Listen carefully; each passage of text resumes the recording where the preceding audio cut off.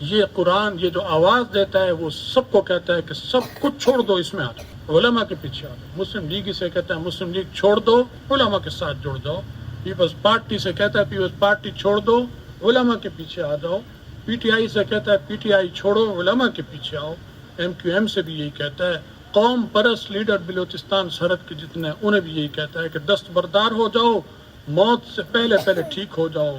موت اسی حال پہ آ گئی خدا نہ خواستہ تو معاملہ خطرناک ہوگا۔ تو میں اور آپ کیا ہیں بھائی؟ امتی ہیں۔ کس کے؟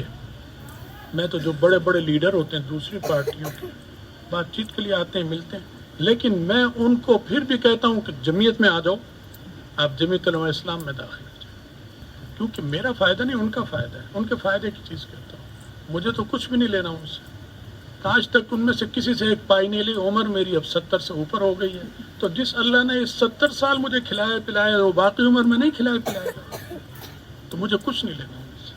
آپ کو بھی ان سے کچھ نہیں لینا چاہیے، آپ بھی سب کو محبت سے دعوت دیں۔